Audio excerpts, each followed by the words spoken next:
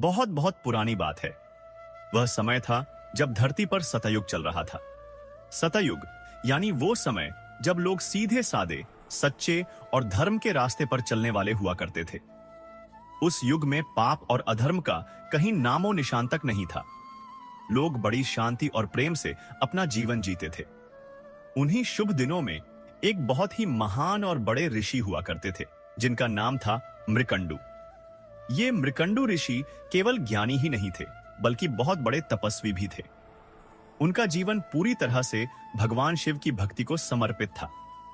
वे दिन रात बिना थके, बिना रुके भोलेनाथ की आराधना में डूबे रहते थे।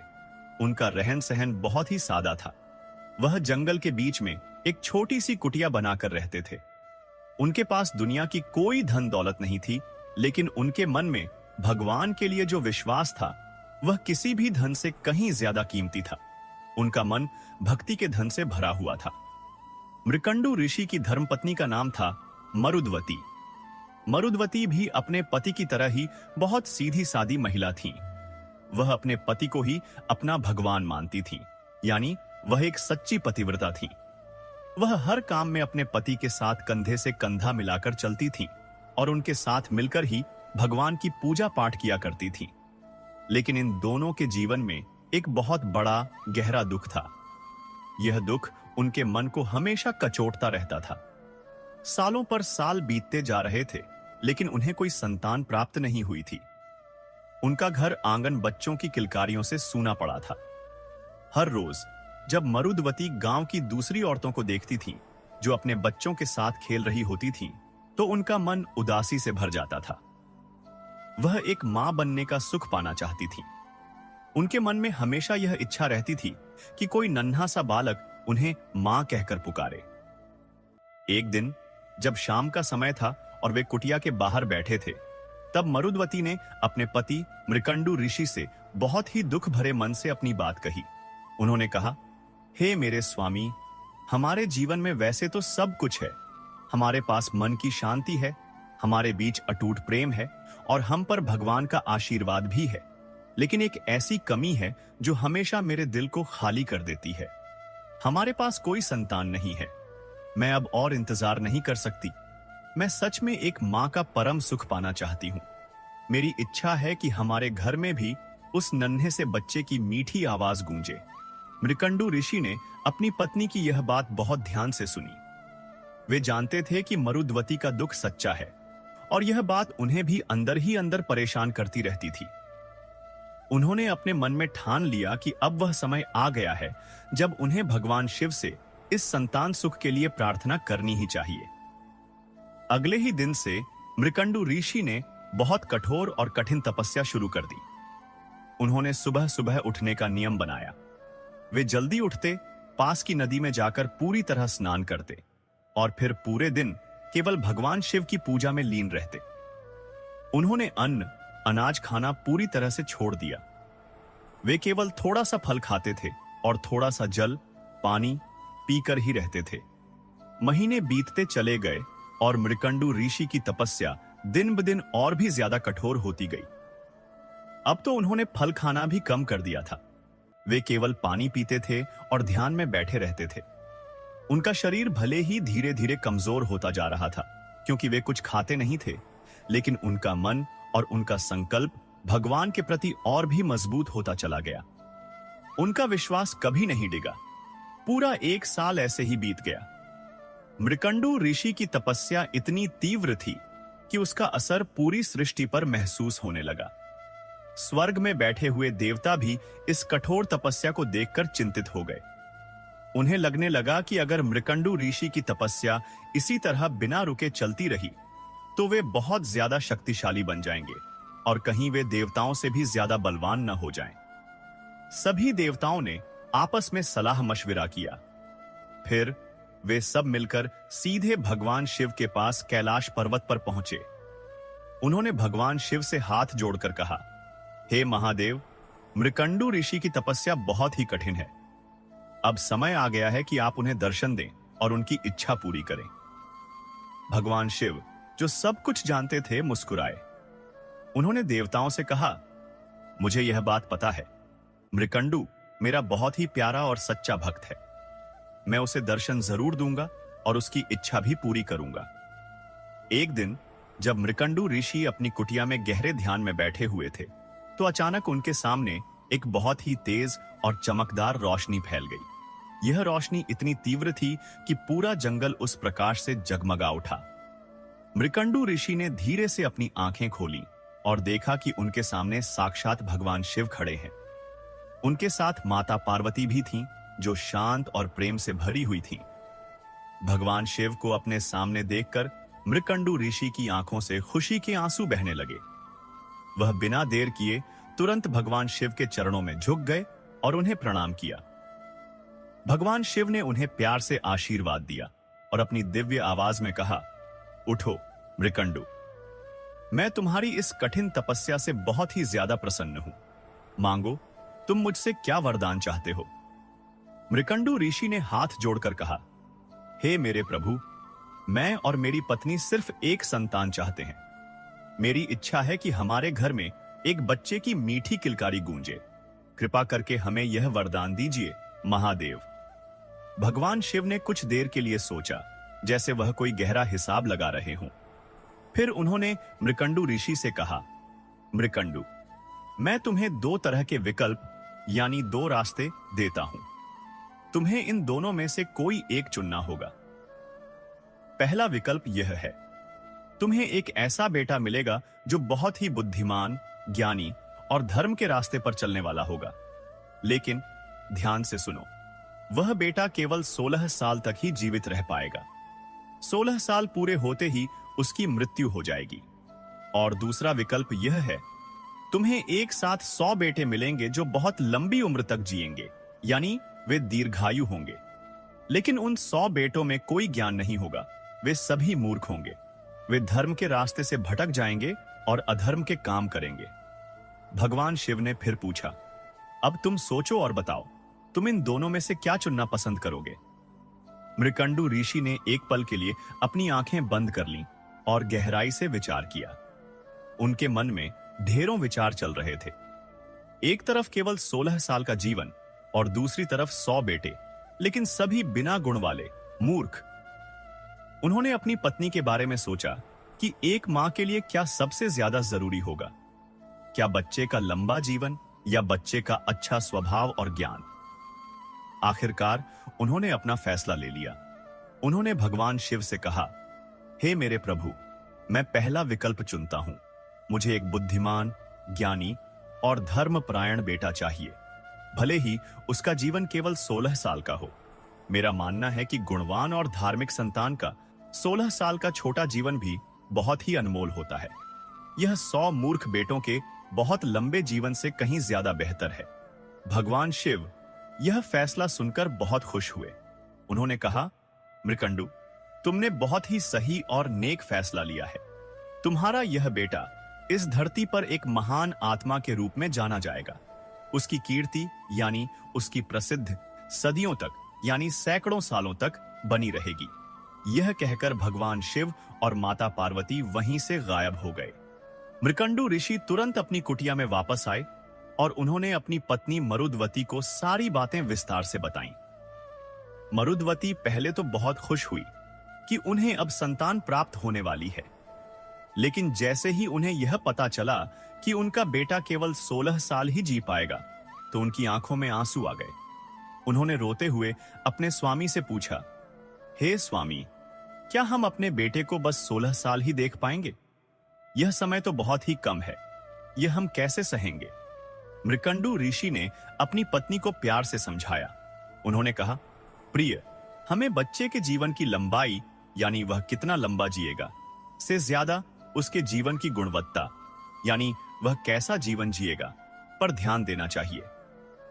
हमारा बेटा भले ही सिर्फ 16 साल जिए, लेकिन वह एक महान और पवित्र आत्मा होगा। वह धर्म और ज्ञान का साक्षात प्रतीक होगा।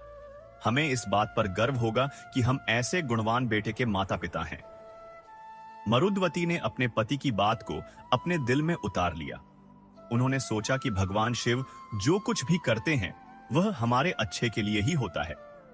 कुछ महीनों बाद मरुद्वती गर्भवती हो गई। पूरे आश्रम में खुशी की लहर दौड़ गई। 9 महीने पूरे हो गए। फिर एक बहुत ही शुभ दिन, एक बहुत ही सुंदर और तेजस्वी बच्चे का जन्म हुआ। बच्चे का मुखमंडल, चेहरा इतना चमकीला था कि जैसे उसकी आंखों में एक अजीब सी दिव्य चमक भरी हो। जैसे ही उस बच्चे ने धरती पर कदम रखा, आकाश से अपने आप फूलों की वर्षा होने लगी। देवताओं ने आकाश में उस बच्चे के जन्म पर जय जयकार की। पूरे जंगल में एक भीनी भीनी दिव्य सुगंध फैल गई। मृकंडू ऋषि और मरुद्वती की खुशी का कोई ठिकाना नहीं रहा। उन्होंने अपने प्यारे बेटे का नाम रखा मार्कंडेय। मार्कंडेय बचपन से ही एक असाधारण बालक थे। जब वह केवल 3 साल के थे तो उन्होंने वेदों के कठिन श्लोक, मंत्र बोलना शुरू कर दिया। यह देखकर सब हैरान रह जाते थे। जब वह 5 साल के हुए तो वह सभी धार्मिक ग्रंथों को खुद ही पढ़ने लगे और 7 साल की उम्र में तो वह अपने पिता के साथ यज्ञ और पूजा पाठ में हिस्सा लेने लगे। लोग दूर दूर से उस बालक मार्कंडेय को देखने के लिए आते थे। हर कोई हैरान था कि इतना छोटा बच्चा इतना ज्यादा ज्ञानी कैसे हो सकता है। मार्कंडेय का स्वभाव बहुत ही विनम्र, शांत और झुककर बात करने वाला और शांत था। वह कभी भी किसी से ऊंची आवाज में बात नहीं करते थे। वह हमेशा अपने माता पिता की बहुत आदर और सेवा किया करते थे। लेकिन मृकंडू ऋषि और मरुद्वती के मन में हमेशा एक गहरा डर बना रहता था। उन्हें पता था कि उनके बेटे का जीवन केवल 16 साल का है। जैसे जैसे मार्कंडेय बड़े होते गए, माता पिता का डर भी उतना ही बढ़ता गया। वे हर दिन चुपके से गिनते थे। वे सोचते थे कि अब केवल 10 साल बचे हैं, अब केवल 5 साल बचे हैं, और फिर एक दिन सोचते अब तो केवल 1 साल ही बचा है।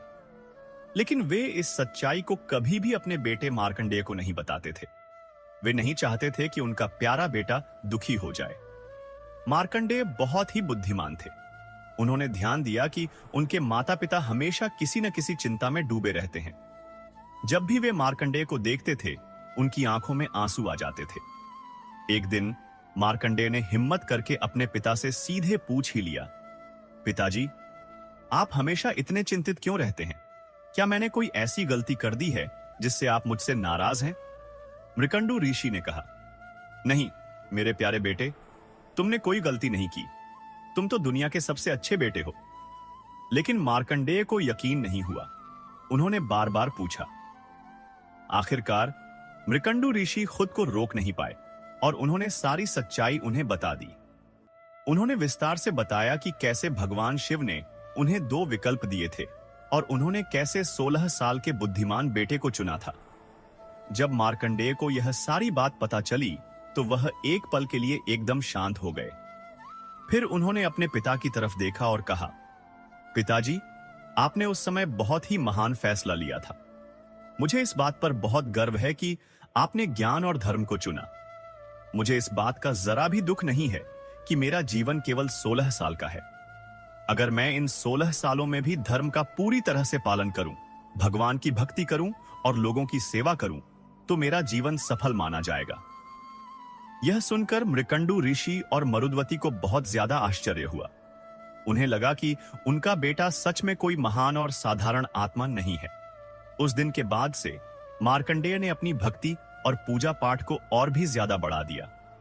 उन्होंने रोज सुबह जल्दी उठने का नियम बनाया, नदी में स्नान करते और फिर पूरे दिन भगवान शिव की पूजा करते। उन्होंने खुद अपने हाथों से एक शिवलिंग बनाया और उसकी हर दिन पूरे मन से पूजा करने लगे। वह शिवलिंग के सामने घंटों तक आंखें बंद करके ध्यान करते थे। वह लगातार भगवान शिव का सबसे प्रिय मंत्र जपा करते थे, एयूएम नमः शिवाय। यह मंत्र उनके मुख से हमेशा निकलता रहता था। चाहे वह खाना खा रहे हों, चाहे वह चल रहे हों, या यहां तक कि सोने से पहले भी उनके मन में और उनके होठों पर हमेशा यही मंत्र गूंजता रहता था। उनकी भक्ति इतनी गहरी हो गई थी कि वह पूरी तरह से भगवान शिव में खो गए थे। समय बहुत तेजी से आगे बढ़ रहा था। मार्कंडेय अब 15 साल के हो चुके थे। अब केवल 1 ही साल बचा था। मृकंडू ऋषि और मरुद्वती बहुत ज्यादा दुखी थे। उन्हें पता था कि अब उनके बेटे के पास बहुत कम समय शेष है। उन्होंने प्यार से मार्कंडेय से कहा, बेटे, अब तुम्हारे पास सिर्फ 1 साल बाकी है। तुम चाहो तो इस एक साल में पूरी दुनिया घूम सकते हो, थोड़ा मनोरंजन कर सकते हो और खूब खुशियां मना सकते हो। लेकिन मार्कंडेय ने मना कर दिया। उन्होंने कहा, नहीं पिताजी, मैं इस बचे हुए एक साल को भगवान शिव की और भी गहरी भक्ति में लगाना चाहता हूं। मैं इस समय को केवल भक्ति में ही बिताना चाहता हूं। मेरा मानना है कि अगर मैं भगवान शिव की पूरी कृपा पा सका तो शायद कोई बड़ा चमत्कार हो जाए। मार्कंडेय की भक्ति अब और भी ज्यादा तीव्र हो गई। वह अब दिन में एक बार भी ठीक से भोजन नहीं करते थे। वे केवल जल पानी पीकर रहते थे। वह पूरे दिन बिना हिले डुले उस शिवलिंग के सामने बैठे रहते थे। उन्होंने अपना पूरा जीवन, अपना हर पल भगवान शिव को समर्पित कर दिया था। उन्हें अब दुनिया की किसी भी चीज की चिंता नहीं थी, न खाने की, न पीने की, न आराम करने की। उन्हें बस एक ही चिंता थी कि वह किसी भी तरह भगवान शिव को प्रसन्न कर सकें। और आखिरकार वह भयानक दिन आ ही गया। मार्कंडेय 16 साल के हो गए थे। यह वही दिन था जब नियमानुसार उनकी मृत्यु होनी थी। सुबह से ही मृकंडू ऋषि और मरुद्वती बहुत उदास थे। वे फूट फूट कर रो रहे थे। उन्हें लग रहा था कि अब उनका इकलौता बेटा उन्हें छोड़कर हमेशा के लिए चला जाएगा। लेकिन मार्कंडेय पूरी तरह से शांत थे। उन्होंने अपने माता पिता को हिम्मत दी। उन्होंने कहा, माता पिता, आप बिल्कुल चिंता मत कीजिए। मेरे भगवान शिव मेरे साथ हैं। वे मेरी जरूर रक्षा करेंगे। यह कहकर मार्कंडेय तुरंत शिवलिंग के पास गए और बैठ गए। उन्होंने शिवलिंग को दोनों हाथों से बहुत कसकर पकड़ लिया। उन्होंने अपनी आंखें बंद कर लीं और पूरी शक्ति से भगवान शिव का नाम लेने लगे। वह मंत्रों का जाप कर रहे थे। ठीक उसी समय स्वर्गलोक में मृत्यु के देवता यमराज को एक जरूरी संदेश मिला। यमराज का काम होता है, जब किसी प्राणी की आयु पूरी हो जाती है तो उसकी आत्मा को शरीर से निकालकर अपने साथ ले जाना। यमराज को संदेश मिला कि मार्कंडेय का समय अब पूरा हो गया है। यमराज ने तुरंत अपने दूतों को बुलाया। ये दूत यमदूत कहलाते हैं। उन्होंने उनसे कहा, जाओ, तुरंत धरती पर जाओ और मार्कंडेय की आत्मा को यहां लेकर आओ। यमदूत धरती पर आए। वे सीधे मृकंडू ऋषि के आश्रम में पहुंचे। उन्होंने देखा कि मार्कंडेय शिवलिंग को कसकर पकड़े हुए हैं और गहरी भक्ति में भगवान शिव का नाम ले रहे हैं। यमदूतों ने मार्कंडेय को पकड़ने की कोशिश की, लेकिन जैसे ही उन्होंने मार्कंडेय को छूने के लिए हाथ बढ़ाया, उन्हें एक अजीब सी, बहुत शक्तिशाली ऊर्जा शक्ति ने पीछे धकेल दिया। वे मार्कंडेय को छू तक नहीं पाए। यमदूत बहुत हैरान हो गए। उन्होंने फिर से कोशिश की, लेकिन वे फिर से नाकाम रहे। आखिरकार यमदूत निराश होकर वापस यमराज के पास गए। उन्होंने हाथ जोड़कर कहा, हे यमराज, हम उस बालक मार्कंडेय को नहीं ला पाए। वह बहुत कसकर एक शिवलिंग को पकड़े बैठा है और एक अज्ञात शक्ति ने हमें उसके पास जाने नहीं दिया। यमराज को यह सुनकर बहुत गुस्सा आया। उन्होंने सोचा, यह कैसे हो सकता है कि कोई मेरे आदेश को टाल दे। उन्होंने तुरंत फैसला किया कि वह खुद धरती पर जाएंगे। यमराज अपने भैंसे पर सवार हुए और धरती पर पहुंचे। उनके हाथ में काल का फंदा, यमपाश था। यह फंदा किसी भी प्राणी की आत्मा को पल भर में खींच लेने की शक्ति रखता है। यमराज सीधे मृकंडू ऋषि के आश्रम में पहुंचे। उन्होंने देखा कि मार्कंडेय शिवलिंग को बहुत मजबूती से पकड़े हुए हैं। उनकी आंखें बंद हैं और वह पूरे मन से भगवान शिव का नाम ले रहे हैं।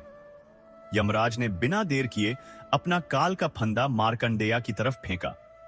वह फंदा सीधा मार्कंडेय की गर्दन की तरफ गया। लेकिन मार्कंडेय ने शिवलिंग को इतनी कसकर पकड़ा हुआ था कि वह फंदा शिवलिंग के साथ साथ मार्कंडेय के गले में भी कस गया। यमराज ने फंदे को पकड़कर पूरी ताकत से खींचा। वह मार्कंडेय की आत्मा को शरीर से बाहर निकालना चाहते थे, लेकिन जैसे ही उन्होंने खींचा, शिवलिंग भी उनके साथ ही खींचने लगा। मार्कंडेय ने जरा भी हिम्मत नहीं हारी और शिवलिंग को नहीं छोड़ा। यमराज ने और जोर से खींचा, अपनी पूरी शक्ति लगा दी। अचानक एक बहुत ही जबरदस्त तेज रोशनी शिवलिंग में से निकली। शिवलिंग फट गया, टूट गया और उसमें से साक्षात भगवान शिव प्रकट हो गए। भगवान शिव बहुत ज्यादा क्रोधित थे। उनकी तीसरी आंख में तेज अग्नि भरी थी। उन्होंने देखा कि यमराज उनके सबसे प्यारे भक्त को मारने की कोशिश कर रहे हैं। भगवान शिव जोर से गरजे। उनकी आवाज सुनकर पूरी धरती कांप उठी। उन्होंने यमराज से कहा, यमराज, तुमने मेरे भक्त को छूने की हिम्मत कैसे की? क्या तुम्हें पता नहीं है कि जो मेरी शरण पनाह में आ जाता है उसे मृत्यु भी छू नहीं सकती? यमराज घबरा गए। उन्होंने तुरंत अपना फंदा वापस खींच लिया। उन्होंने भगवान शिव के सामने सिर झुकाकर कहा, हे महादेव, मुझे माफ करें। मैं तो केवल अपना कर्तव्य निभा रहा था। इस बालक की आयु तो पूरी हो गई थी। मुझे इसकी आत्मा ले जानी ही थी। यह तो सृष्टि का नियम है। अगर यह नियम टूट गया तो संसार में बहुत बड़ी अव्यवस्था फैल जाएगी। भगवान शिव ने कहा, यमराज, तुम अपनी जगह सही हो।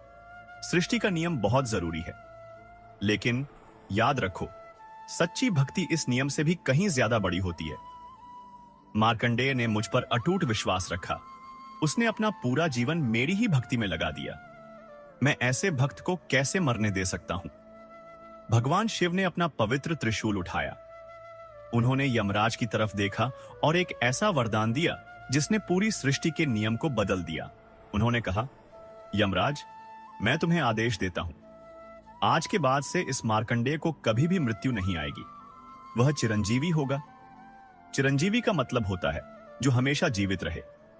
वह हमेशा 16 साल का ही रहेगा। उसकी उम्र कभी नहीं बढ़ेगी।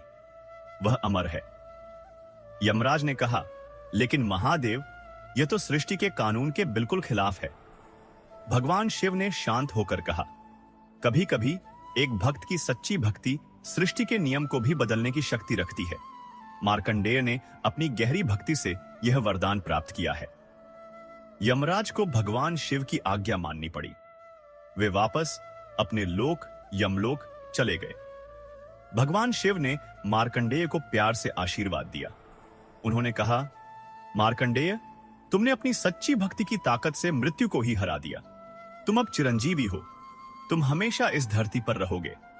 तुम लोगों को धर्म, ज्ञान और सच्चाई का उपदेश सीख दोगे। तुम्हारी यह अद्भुत कहानी सदियों तक लोगों को सही रास्ता दिखाती रहेगी। मार्कंडेय ने खुशी के आंसू बहाते हुए भगवान शिव के चरणों में प्रणाम किया। उन्होंने कहा, हे मेरे प्रभु, यह सब केवल आपकी कृपा है। मैं तो बस आपका एक छोटा सा सेवक, दास हूं। मृकंडू ऋषि और मरुद्वती यह सब अपनी आंखों से देख रहे थे। वे खुशी से झूम उठे। उन्हें लगा कि भगवान शिव ने उनकी प्रार्थना सुन ली है। उनका बेटा अब हमेशा उनके साथ रहेगा। पूरे आश्रम और जंगल में खुशी फैल गई। लोग दूर दूर से आकर मार्कंडेय को देखने लगे। सभी ने यह कहानी सुनी कि कैसे एक सच्चे भक्त ने अपनी भक्ति की ताकत से साक्षात मृत्यु को हरा दिया। लेकिन प्यारे दोस्तों, यह कहानी यहीं खत्म नहीं होती। यह तो केवल शुरुआत थी। अब आपको यह समझना बहुत जरूरी है कि मार्कंडेय को 16 साल का जीवन क्यों मिला था। क्योंकि जो कुछ भी हमारे जीवन में होता है वह सब हमारे पिछले जन्म के कर्मों का फल होता है।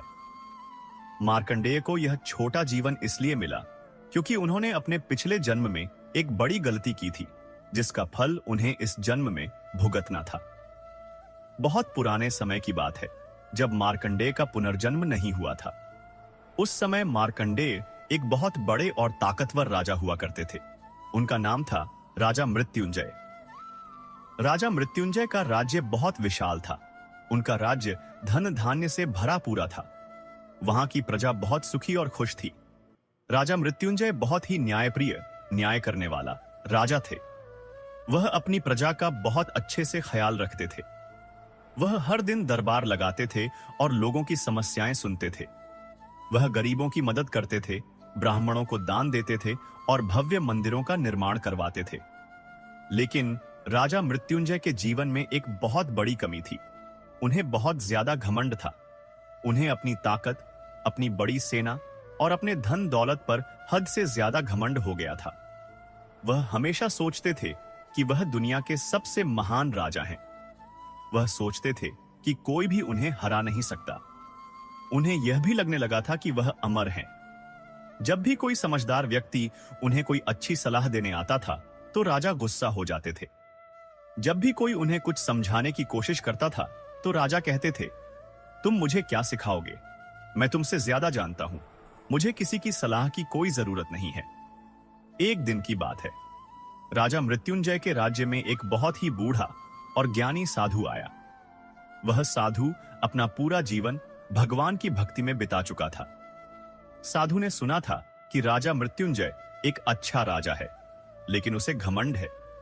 साधु ने सोचा कि वह राजा से मिलेगा और उसे घमंड छोड़ने और आध्यात्मिक ज्ञान देगा। साधु राजा के दरबार में गया। राजा ने साधु को देखा। साधु के वस्त्र फटे हुए थे और उनके बाल बिखरे हुए थे।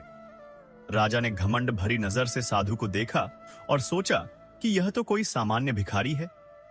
राजा ने साधु से पूछा, तुम कौन हो और तुम्हें यहां मेरे राजदरबार में क्या चाहिए?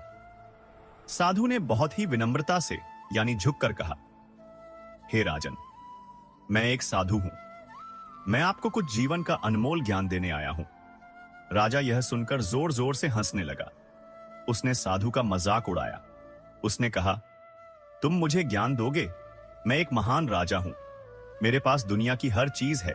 धन है, दौलत है, विशाल सेना है और इतना बड़ा राज्य है। मुझे तुम्हारे फटेहाल ज्ञान की कोई जरूरत नहीं है। साधु ने फिर भी कोशिश की। उन्होंने कहा, हे राजन, यह धन दौलत और आपका राज्य, यह सब अस्थाई है, यानी यह हमेशा नहीं रहेगा। असली धन तो ज्ञान है। असली ताकत तो केवल भगवान की भक्ति होती है। राजा को साधु की बात सुनकर बहुत गुस्सा आया। उसने तुरंत अपने सैनिकों को आदेश दिया, इस बूढ़े साधु को तुरंत यहां से बाहर निकाल दो। यह मुझे उपदेश देने आया है। सैनिक उस साधु को पकड़ने के लिए आगे बढ़े, लेकिन साधु ने कहा, रुको, मैं खुद ही चला जाऊंगा। लेकिन हे राजन, मेरी एक बात हमेशा याद रखना, घमंड का अंत हमेशा बहुत बुरा होता है। एक दिन तुम्हें अपने इस घमंड का बहुत भयानक फल जरूर भुगतना पड़ेगा। यह कहकर साधु वहां से चले गए। राजा ने उस साधु की बात पर जरा भी ध्यान नहीं दिया और अपनी घमंड भरी जिंदगी में मस्त रहा। कुछ साल और बीत गए। राजा मृत्युंजय का घमंड अब और भी ज्यादा बढ़ चुका था। एक दिन राजा शिकार करने के लिए जंगल में गया। वह शिकार करते करते जंगल में बहुत ज्यादा अंदर चला गया। वहां उसने एक बहुत ही सुंदर हिरण को देखा। राजा ने तुरंत अपना तीर चलाया। वह तीर सीधे जाकर हिरण को लगा। हिरण घायल होकर जमीन पर गिर गया। राजा बहुत खुश हुआ। वह हिरण के पास गया, लेकिन जैसे ही राजा ने उस घायल हिरण को छूने की कोशिश की, वह हिरण अचानक एक तेजस्वी ऋषि के रूप में बदल गया। राजा चौंक गया। वह तुरंत समझ गया कि उसने एक बहुत बड़ी और भयानक गलती कर दी है। वह ऋषि कोई साधारण ऋषि नहीं थे। वह एक बहुत बड़े तपस्वी थे। वह किसी कारण से हिरण का रूप धारण करके जंगल में घूम रहे थे। राजा के तीर से वह बुरी तरह से घायल हो गए थे। ऋषि ने बहुत दर्द भरी नजरों से राजा की तरफ देखा। उन्होंने कहा, राजा मृत्युंजय, तुमने बहुत बड़ा पाप किया है। तुमने बिना सोचे समझे मुझ पर तीर चला दिया। तुमने एक बार भी नहीं पूछा कि मैं कौन हूं। राजा डर गया।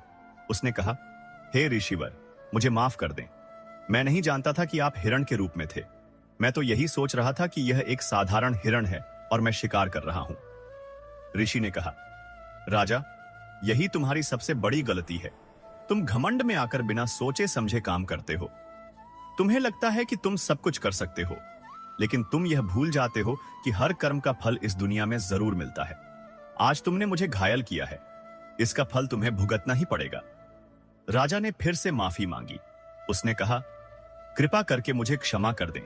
मैं आपकी खूब सेवा करूंगा। मैं आपका इलाज करवाऊंगा। मैं जो कुछ भी आप कहेंगे वह सब करूंगा। लेकिन ऋषि का घाव इतना गहरा था कि वे समझ गए कि अब उनकी मृत्यु बहुत नजदीक है। उन्होंने राजा से कहा, राजा, अब बहुत देर हो चुकी है।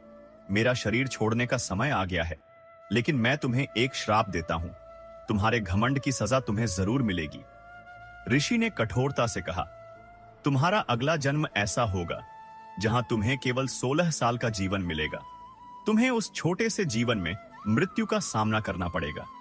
तभी तुम्हें यह समझ आएगा कि यह जीवन कितना अनमोल है, और तभी तुम्हारा यह घमंड टूटेगा। यह कहकर उस महान ऋषि ने अपने प्राण त्याग दिए। राजा मृत्युंजय बहुत दुखी हो गया। उसे अपनी इस भयानक गलती का दिल से एहसास हुआ। उसे लगा कि उसने सच में बहुत बड़ा पाप किया है। उसने उसी दिन से अपना जीवन पूरी तरह से बदलने का फैसला किया। उसने अपना घमंड छोड़ दिया। वह विनम्र बन गया। वह लोगों की बातें सुनने लगा। उसने ऋषियों और साधुओं का सम्मान करना शुरू कर दिया।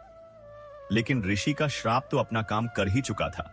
इसलिए जब राजा मृत्युंजय की मृत्यु हुई तो उसका अगला जन्म मृकंडु ऋषि के पुत्र मार्कंडेय के रूप में हुआ।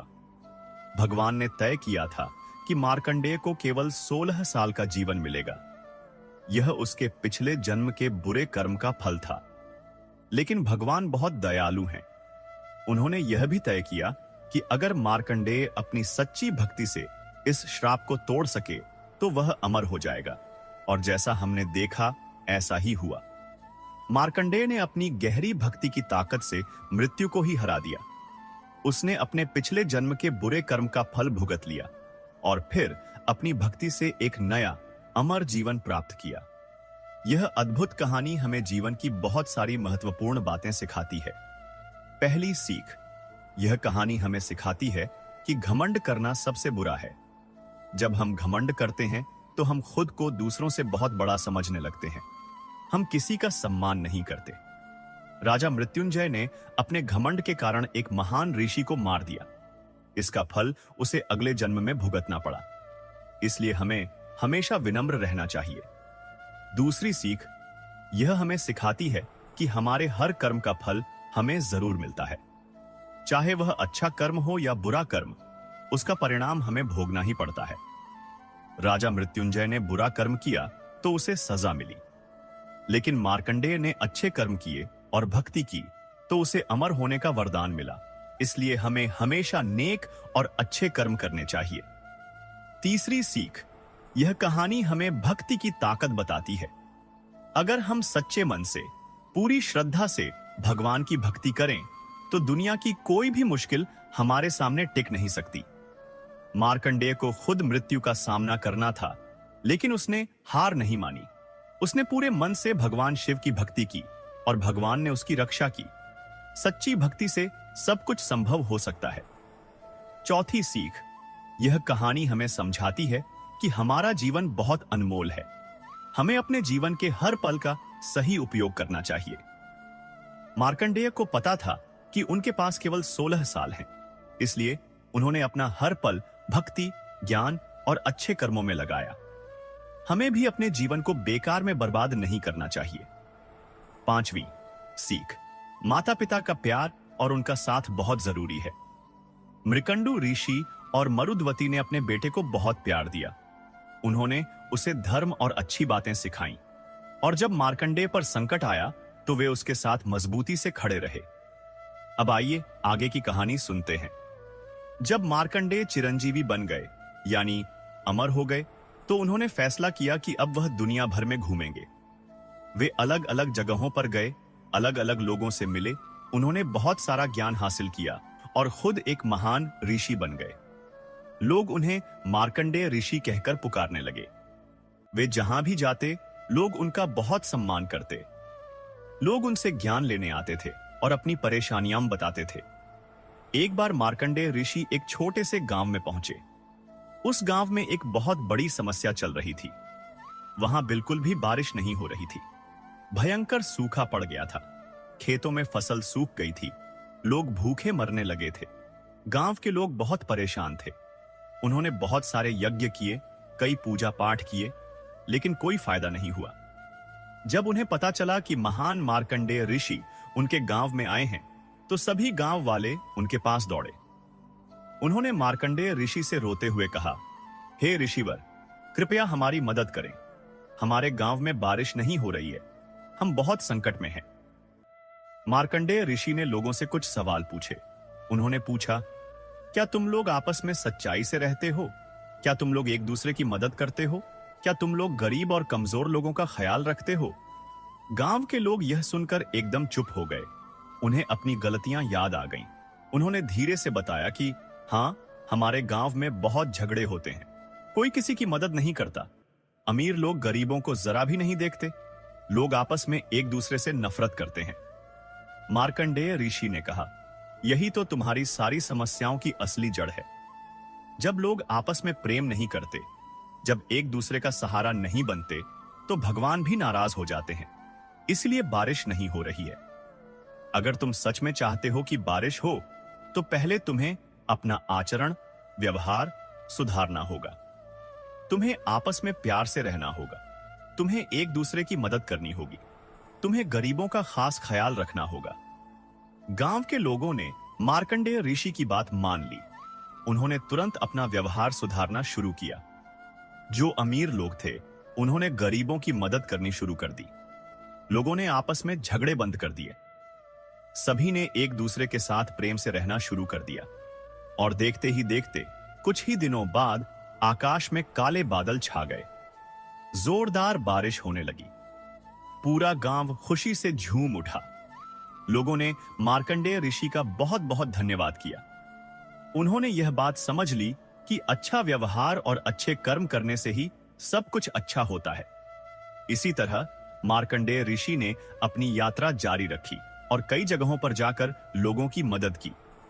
वे लोगों को ज्ञान देते, उन्हें धर्म का सही रास्ता बताते और उनकी परेशानियों का हल निकालते थे।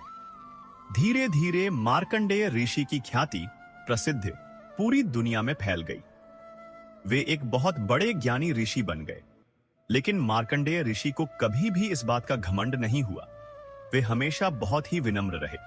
वे जानते थे कि यह सब केवल भगवान शिव की ही कृपा है। एक बार मार्कंडेय ऋषि को एक अद्भुत सपना आया।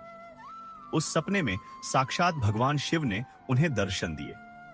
भगवान शिव ने कहा, मार्कंडेय, तुमने बहुत अच्छा काम किया है। तुमने लोगों की सहायता की है और धर्म का प्रचार किया है। लेकिन अब तुम्हें एक और बहुत जरूरी काम करना है। तुम्हें दुनिया को महाभारत के युद्ध के बारे में बताना है। तुम्हें पांडवों और कौरवों की पूरी कहानी सुनानी है। यह कहानी बहुत महत्वपूर्ण है क्योंकि यह हमें धर्म और अधर्म के बीच के युद्ध के बारे में सिखाती है। जब मार्कंडेय ऋषि की नींद टूटी, तो उन्होंने तुरंत यात्रा शुरू कर दी। वे हस्तिनापुर गए, जहां उस समय पांडव रहते थे। लेकिन उस समय पांडव अपने 13 साल के वनवास, जंगल में रहने की सजा में थे। मार्कंडेय ऋषि ने वन में जाकर पांडवों से मुलाकात की। उन्होंने युधिष्ठिर, भीम, अर्जुन, नकुल और सहदेव से लंबी बातचीत की। उन्होंने द्रौपदी से भी बात की।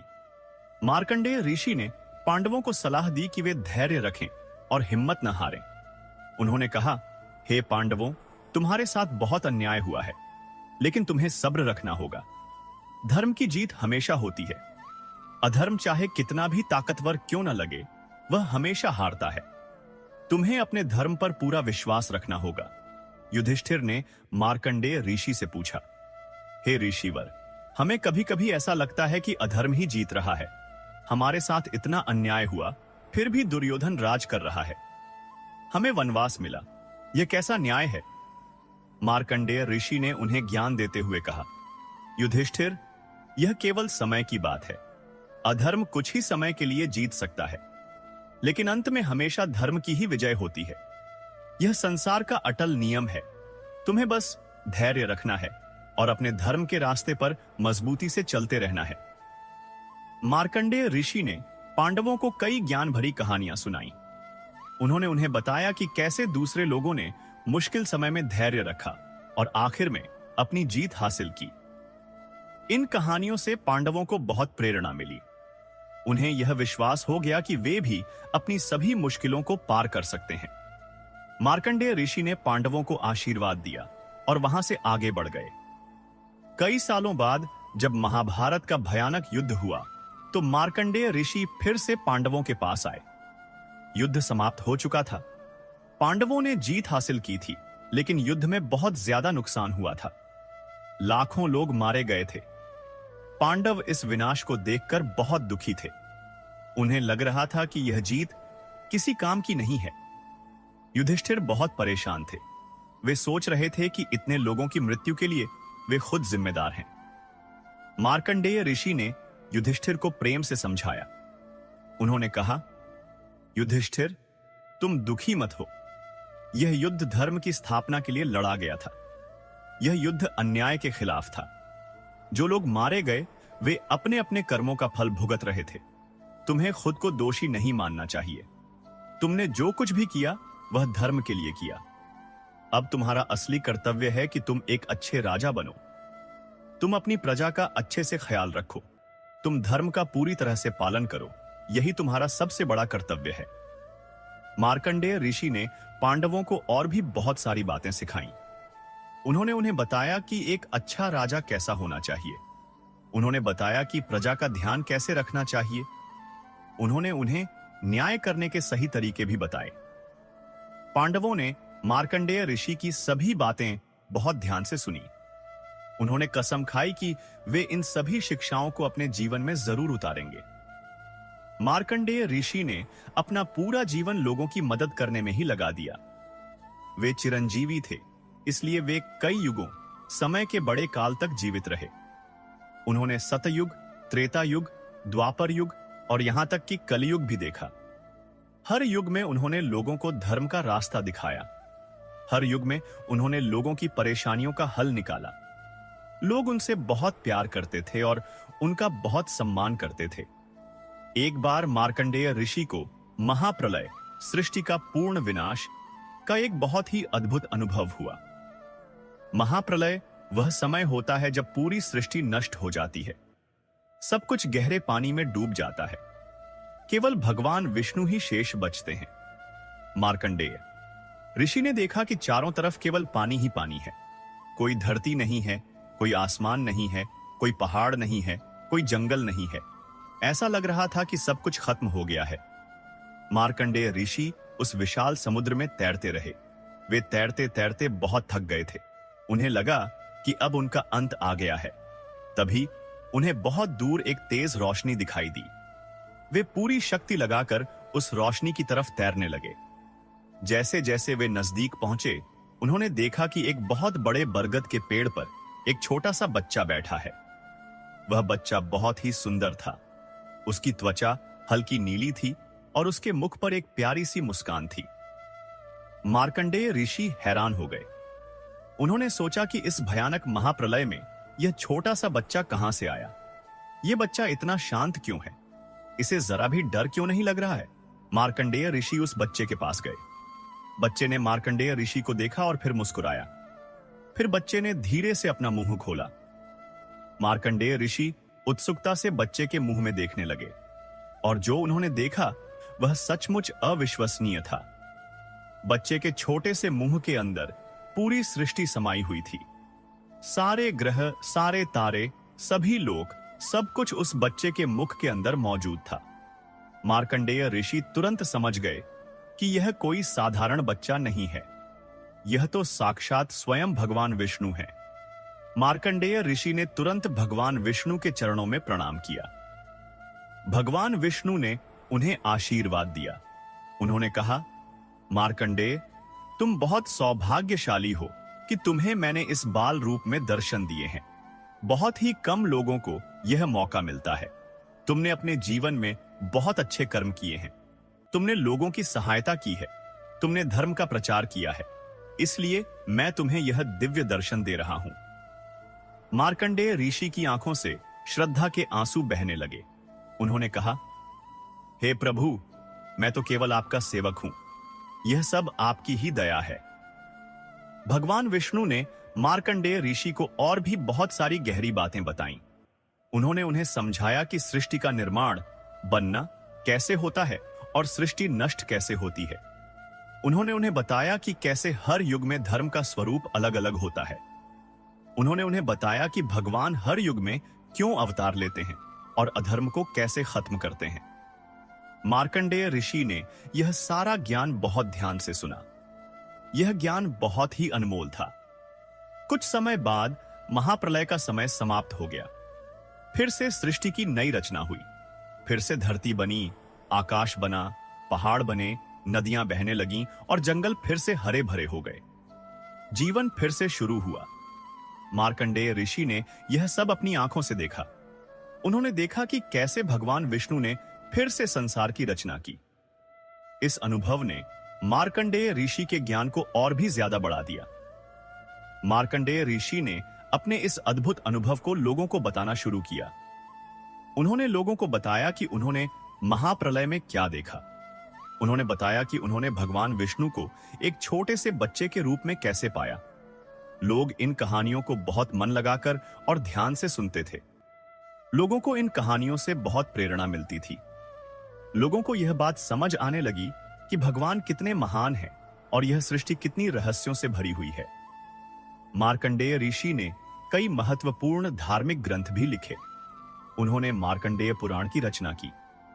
इस पुराण में उन्होंने अपने सभी अनुभवों को लिख दिया।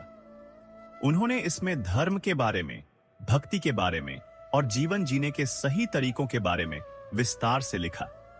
यह पुराण आज भी बहुत महत्वपूर्ण माना जाता है। लोग आज भी इस पुराण को पढ़ते हैं और इससे जीवन की शिक्षा लेते हैं। मार्कंडेय ऋषि की कहानी में दुर्गा सप्तशती, देवी महात्म्य का वर्णन भी बहुत महत्वपूर्ण है। एक बार मार्कंडेय ऋषि ने लोगों को देवी दुर्गा की महिमा के बारे में बताया। उन्होंने विस्तार से बताया कि कैसे मां दुर्गा ने भयानक राक्षसों का वध किया था। उन्होंने बताया कि कैसे देवी दुर्गा ने महिषासुर को मारा। महिषासुर एक बहुत ही शक्तिशाली और अहंकारी राक्षस था। उसने स्वर्ग पर हमला करके सभी देवताओं को हरा दिया था। सभी देवता डर गए थे और किसी में भी महिषासुर से लड़ने की हिम्मत नहीं थी। तब सभी देवताओं ने मिलकर अपनी अपनी शक्ति को एक जगह इकट्ठा किया और उस शक्ति से देवी दुर्गा का निर्माण हुआ। ब्रह्मा जी ने ज्ञान दिया, भगवान विष्णु ने अपना चक्र दिया, भगवान शिव ने अपना त्रिशूल दिया और इंद्रदेव ने अपना वज्र दिया। इस तरह देवी दुर्गा बहुत शक्तिशाली बन गई। फिर देवी दुर्गा ने महिषासुर के साथ एक भयंकर युद्ध किया। यह युद्ध पूरे 9 दिनों तक चलता रहा। आखिरकार 10वें दिन देवी दुर्गा ने महिषासुर का वध कर दिया। मार्कंडेय ऋषि ने यह कहानी इतनी खूबसूरती और स्पष्टता से सुनाई कि सभी लोग देवी दुर्गा की भक्ति करने लगे। आज भी नवरात्रि के पावन समय में लोग इसी कहानी को याद करते हैं। लोग देवी दुर्गा की पूजा करते हैं और उनसे शक्ति मांगते हैं। इस ज्ञान को पूरी दुनिया तक पहुंचाने का श्रेय मार्कंडेय ऋषि को ही जाता है। मार्कंडेय ऋषि कई राजाओं से भी मिले। उन्होंने राजाओं को यह सलाह दी कि एक अच्छा राज कैसे करना चाहिए। उन्होंने राजाओं को समझाया कि प्रजा लोग का ख्याल रखना सबसे ज्यादा जरूरी है। उन्होंने बताया कि न्याय करना कितना आवश्यक है। उन्होंने राजाओं को सिखाया कि धन दौलत से ज्यादा जरूरी है अपनी प्रजा की खुशी। एक बार की बात है, एक बहुत सच्चे राजा थे जिनका नाम था राजा हरिश्चंद्र। राजा हरिश्चंद्र कभी भी झूठ नहीं बोलते थे। वह अपनी सच्चाई के लिए जाने जाते थे। लेकिन उनकी सच्चाई की परीक्षा लेने के लिए विश्वामित्र ऋषि ने उन्हें बहुत सारी भयानक मुसीबतें दी। राजा हरिश्चंद्र को मजबूर होकर अपना राज्य छोड़ना पड़ा। उन्हें अपनी पत्नी और अपने बेटे के साथ जंगल जाना पड़ा। इतना ही नहीं, उन्हें अपनी पत्नी और बेटे को भी बेच देना पड़ा। राजा हरिश्चंद्र को खुद श्मशान घाट, जहां शव जलाए जाते हैं, में काम करना पड़ा। लेकिन इन सभी भयानक मुश्किलों में भी राजा हरिश्चंद्र ने कभी भी सच्चाई का रास्ता नहीं छोड़ा। वह हमेशा सच बोलते रहे। आखिरकार सभी देवता उनकी सच्चाई से बहुत प्रसन्न हुए। उन्होंने राजा हरिश्चंद्र को उनका राज्य वापस दे दिया। उनकी पत्नी और बेटा भी वापस आ गए। मार्कंडेय ऋषि ने इस कहानी को बहुत सारे लोगों को सुनाया। उन्होंने इस कहानी से यह सिखाया कि सच्चाई की जीत हमेशा होती है। भले ही हमारे जीवन में कितनी भी भयानक मुश्किलें आएं, लेकिन अगर हम सच्चाई के रास्ते पर डटे रहें तो अंत में हमारी जीत जरूर होगी। मार्कंडेय ऋषि ने कई संतों और साधुओं से भी भेंट की। उन्होंने उनसे बहुत कुछ सीखा। एक बार वे एक ऐसी जगह गए जहां एक बहुत ही बूढ़ा और ज्ञानी संत रहता था। मार्कंडेय ऋषि उस संत से मिलने गए। उन्होंने संत से पूछा, हे महात्मा जी, मैं आपसे जानना चाहता हूं कि असली भक्ति, पूजा क्या होती है? क्या केवल मंदिर में पूजा पाठ करना ही भक्ति है, या भक्ति का अर्थ कुछ और गहरा है? बूढ़े संत ने मार्कंडेय की तरफ देखा और मुस्कुराते हुए कहा, मार्कंडेय, भक्ति केवल पूजा पाठ करना नहीं है। भक्ति तो पूरे दिल से, पूरे मन से भगवान को हर पल याद करना है। भक्ति का मतलब है भगवान के बताए हुए रास्ते पर चलना। भक्ति का मतलब है दूसरों की बिना किसी स्वार्थ के मदद करना। संत ने समझाया, जब तुम किसी भूखे व्यक्ति को भोजन, खाना देते हो तो वह सच्ची भक्ति है। जब तुम किसी दुखी या परेशान व्यक्ति को दिलासा, सांत्वना देते हो तो वह भी भक्ति है। जब तुम किसी की बिना किसी फायदे के मदद करते हो तो यही असली भक्ति है। सच्ची भक्ति दिल से जुड़ी होती है, वह दिखावे से नहीं होती। मार्कंडेय ऋषि को यह बात सुनकर बहुत शांति मिली। उन्होंने इस सीख को अपने जीवन में पूरी तरह उतार लिया। वे जहां भी जाते लोगों की तुरंत मदद करते। वे गरीबों को भोजन देते, बीमारों का इलाज करवाते और दुखियों को दिलासा देते। उन्होंने इस बात को पूरी तरह समझ लिया कि दूसरों की सेवा करना ही सबसे बड़ी और असली भक्ति है। समय आगे बढ़ता गया, युग बदलते गए, लेकिन एक बात कभी नहीं बदली। मार्कंडेय ऋषि हमेशा 16 साल के ही रहे। वे कभी बूढ़े नहीं हुए, वे हमेशा जवान रहे। लोग जब उन्हें देखते थे तो हैरान होते थे। वे सोचते थे कि यह सब कैसे मुमकिन है। लेकिन जो लोग मार्कंडेय ऋषि की पूरी कहानी जानते थे, वे समझते थे कि यह सब भगवान शिव की अनोखी कृपा है। कलियुग आ गया। कलियुग यानी वो युग जिसमें हम आज जी रहे हैं। कलियुग में लोग धीरे धीरे धर्म से दूर हो गए। लोग सिर्फ पैसे और स्वार्थ के पीछे भागने लगे। लोगों के बीच नफरत बढ़ गई। लोग झूठ बोलने लगे और एक दूसरे को धोखा देने लगे। मार्कंडेय ऋषि ने यह सब देखा और उन्हें बहुत दुख हुआ। उन्होंने सोचा कि अब लोगों को धर्म का सही रास्ता दिखाना और भी ज्यादा जरूरी हो गया है। मार्कंडेय ऋषि ने अपनी शिक्षाओं को और भी ज्यादा फैलाना शुरू कर दिया। वे लोगों को समझाते थे कि जीवन में धर्म का पालन करना क्यों जरूरी है। वे बताते थे कि सच्चाई क्यों इतनी महत्वपूर्ण है। वे लोगों को सिखाते थे कि प्रेम और करुणा, दया क्यों आवश्यक है। कुछ लोग उनकी बातें सुनते थे और अपना जीवन सुधारते थे, लेकिन बहुत सारे लोग उनकी बातों पर ध्यान नहीं देते थे। लेकिन मार्कंडेय ऋषि ने कभी हार नहीं मानी। उन्होंने सोचा, भले ही कुछ ही लोग मेरी बात सुने, लेकिन मैं अपना कर्तव्य निभाता रहूंगा। मैं लोगों को धर्म का रास्ता दिखाता रहूंगा। और उन्होंने ऐसा ही किया। मार्कंडेय ऋषि की यह पूरी कहानी हमें जीवन की बहुत सारी जरूरी बातें सिखाती है। सबसे पहली सीख हमें यह मिलती है कि भक्ति की शक्ति अनंत है। अगर हम सच्चे मन से भगवान को याद करें तो कोई भी संकट टल सकता है। मार्कंडेय ने अपनी गहरी भक्ति से खुद मृत्यु को हरा दिया। दूसरी सीख यह है कि हमारे हर कर्म का फल हमें आज नहीं तो कल जरूर मिलेगा। राजा मृत्युंजय ने जो बुरा कर्म किया उसका फल मिला, इसलिए हमें हमेशा अच्छे कर्म करने चाहिए। तीसरी सीख यह है कि घमंड बहुत खतरनाक होता है। घमंड से हमारा नाश होता है। राजा मृत्युंजय को अपने धन का घमंड था और इसी घमंड ने उसे बर्बाद कर दिया। इसलिए हमें हमेशा सरल और विनम्र बने रहना चाहिए। चौथी सीख हमें सिखाती है कि जीवन की लंबाई से कहीं ज्यादा जरूरी है कि हमने वह जीवन कैसे जिया। मार्कंडेय को केवल 16 साल मिले, लेकिन उसने इतने अच्छे काम किए कि उसकी कीर्ति अमर हो गई। हमें अपने जीवन के हर पल का सही इस्तेमाल करना चाहिए। पांचवी सीख है कि हमें धैर्य कभी नहीं छोड़ना चाहिए। जीवन में मुश्किलें आती हैं, लेकिन हमें सब्र रखना चाहिए। मार्कंडेय ने धैर्य रखा और भगवान पर भरोसा किया और अंत में वह जीत गया। छठी सीख, सच्चाई की जीत पक्की है। राजा हरिश्चंद्र ने हर मुसीबत में सच का साथ दिया। हमें भी कभी झूठ नहीं बोलना चाहिए। सातवीं सीख, दूसरों की सेवा करना ही सबसे बड़ा धर्म है। मार्कंडेय ऋषि ने अपना पूरा जीवन दूसरों की मदद में लगा दिया। आठवीं सीख, ज्ञान प्राप्त करना बहुत महत्वपूर्ण है। मार्कंडेय ऋषि ने अपना पूरा जीवन ज्ञान हासिल करने में लगाया। ज्ञान ही हमें सही रास्ता दिखाता है। नौवीं सीख, हमें अपने कर्तव्य को कभी नहीं भूलना चाहिए। मार्कंडेय ऋषि जानते थे कि उनका कर्तव्य लोगों को धर्म का रास्ता दिखाना है और उन्होंने इसे हमेशा निभाया।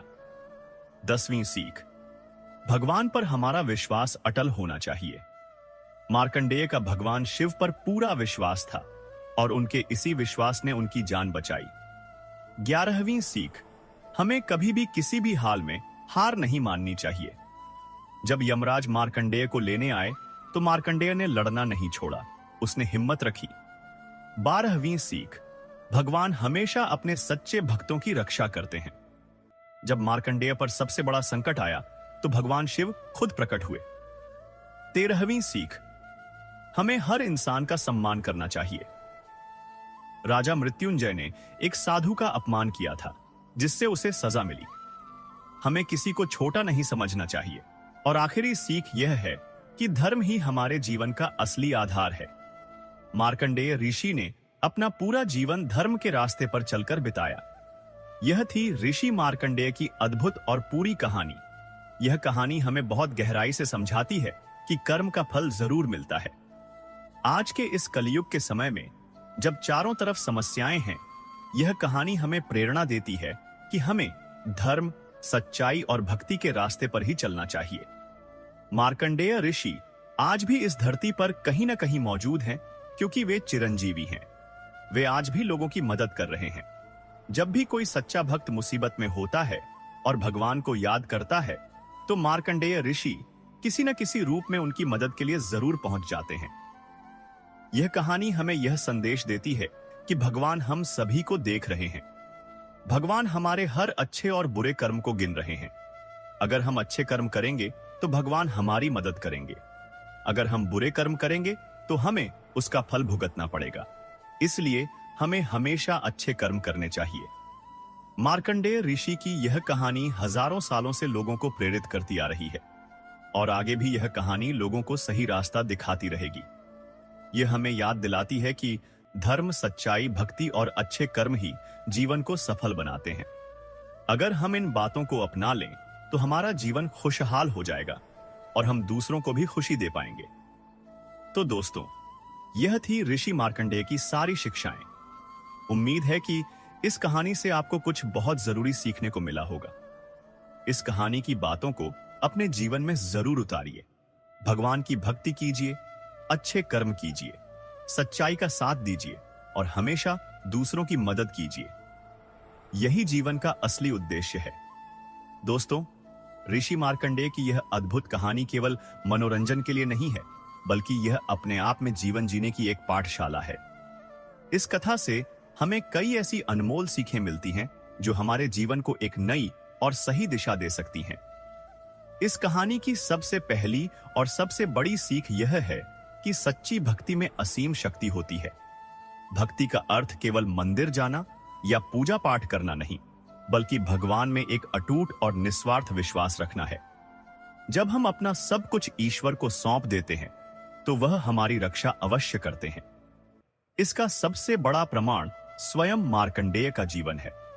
उन्हें पता था कि 16 साल की उम्र में उनकी मृत्यु निश्चित है। यह स्वयं भगवान शिव का वचन था, फिर भी वे डरे नहीं। उन्होंने अपना सारा समय और ऊर्जा भगवान शिव की भक्ति में लगा दी। जब मृत्यु के देवता यमराज उन्हें लेने आए, तो उनकी अटूट श्रद्धा और भक्ति ने स्वयं महादेव को प्रकट होने पर विवश कर दिया। भगवान शिव ने न केवल यमराज को वापस लौटाया, बल्कि मार्कंडेय को अमृता का वरदान भी दिया। यह घटना हमें सिखाती है कि सच्ची भक्ति भाग्य की रेखाओं को भी बदलने की क्षमता रखती है। इसके साथ ही यह कहानी कर्म के अटल सिद्धांत को भी बहुत गहराई से समझाती है। हम जैसा कर्म करते हैं, हमें वैसा ही फल मिलता है, चाहे अच्छा हो या बुरा। कोई भी अपने कर्मों के फल से बच नहीं सकता। कहानी में इसके दो बहुत स्पष्ट उदाहरण हैं। एक ओर राजा मृत्युंजय थे, जो अपने पिछले जन्म में एक घमंडी राजा थे। उन्होंने अपने अहंकार में एक निर्दोष ऋषि की हत्या कर दी और इस बुरे कर्म का फल उन्हें अगले जन्म में मार्कंडेय के रूप में केवल 16 साल की छोटी आयु के श्राप के रूप में मिला। तो दूसरी ओर स्वयं मार्कंडेय हैं, जिन्होंने इस जन्म में इतनी गहरी भक्ति और अच्छे कर्म किए कि उन्हें न केवल अपने पिछले जन्म के पाप से मुक्ति मिली, बल्कि अमृता का पुरस्कार भी प्राप्त हुआ। यह हमें स्पष्ट रूप से सिखाता है कि हमें हमेशा अच्छे कर्मों के मार्ग पर चलना चाहिए। यहीं से हमें तीसरी सीख मिलती है कि घमंड इंसान का सबसे बड़ा दुश्मन है जो उसके विनाश का कारण बनता है। राजा मृत्युंजय का पतन उनके अहंकार के कारण ही हुआ।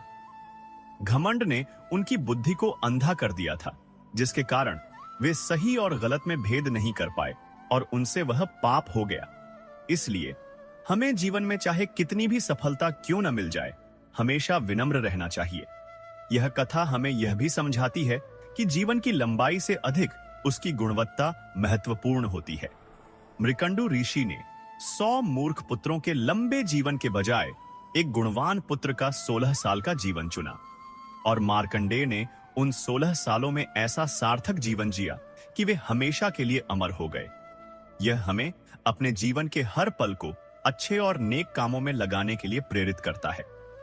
एक और महत्वपूर्ण बात जो हम सीखते हैं वह है मुश्किल समय में धैर्य रखना। जीवन में सुख दुख आते रहते हैं, लेकिन जो व्यक्ति धैर्य के साथ मुश्किलों का सामना करता है उसकी जीत निश्चित होती है। मार्कंडेय ने अपनी मृत्यु की बात जानकर धैर्य नहीं खोया, और राजा सुरथ ने भी अपना राज्य खोने पर धैर्य से काम लिया और अंत में सफलता प्राप्त की। मार्कंडेय का जीवन यह भी सिखाता है कि सच्ची भक्ति केवल पूजा पाठ नहीं, बल्कि दूसरों की निस्वार्थ सेवा भी है।